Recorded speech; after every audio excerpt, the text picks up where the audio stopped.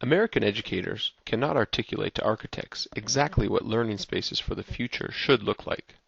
However, there is agreement that these environments should stimulate innovation and creativity.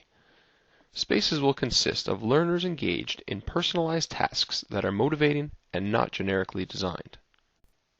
Hybrid learning spaces and digital courses will continue to gain popularity in education, as physical learning spaces will be reserved for the wealthiest and most needy learners.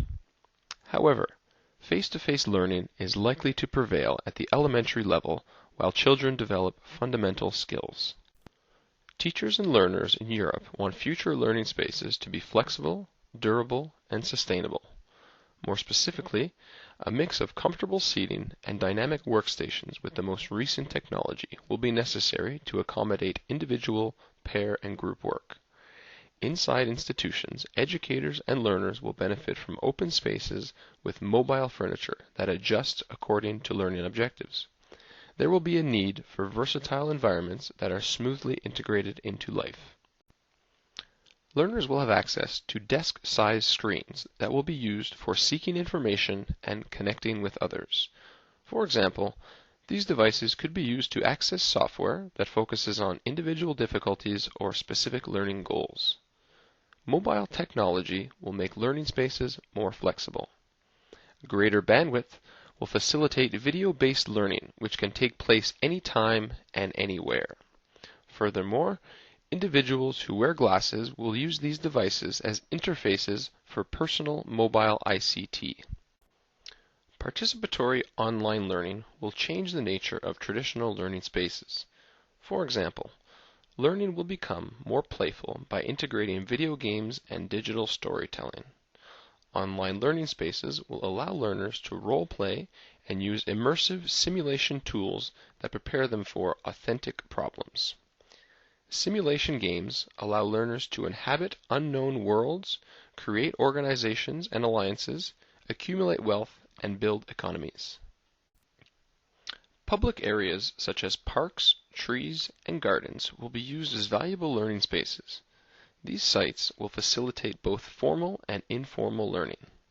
In addition, simulation tools and computer-based avatars will allow learners to visit sites and analyze factors contributing to environmental or health problems within or beyond their communities.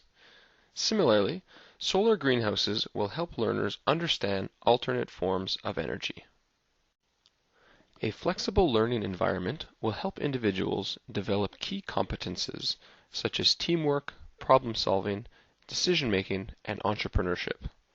Learners will no longer need to face the front of a classroom because the goal will be the collective pursuit of knowledge rather than its conveyance. Less rigid spaces will encourage the emotional sphere of education that is more holistic and focused on corporal experiences. Similarly, with lower student enrollment, there will be greater opportunity for parents and elders to enter and engage collectively in the learning process. A suitable design for a learning hub will be open, light, and desk-free. However, learning should not be restricted to the confines of educational institutions. For example, independent learning agents will create new spaces and facilitate collaborative learning. These individuals will coordinate learning tasks for people in various regions that may have something to offer each other. Learning will progressively occur in spontaneous groups as home and peer learning become the norm. Schools will no longer be the main location, but rather a hub for community learning. In these common spaces, learners, teachers, and community members will share responsibilities to address local needs. Learning spaces can then extend to create partnerships with local museums, cinemas, football clubs, or universities. Although learning hubs will be globally connected, they should be designed with local decision makers to suit the needs of the community.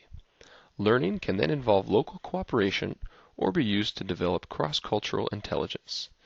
Teams of learners will virtually connect with individuals in different regions and countries. Learning this way will be beneficial because everyone has something they want to learn and something they can teach others. Communication on a large scale will be facilitated by room-based systems that have 200 or more inch screens, or virtual worlds that accommodate thousands of people in real time. Perhaps we should stop thinking of schools as buildings and start thinking of learning as occurring in many different places. Despite the numerous settings for learning that will exist in the future, the human element will be as important as it has been in the past.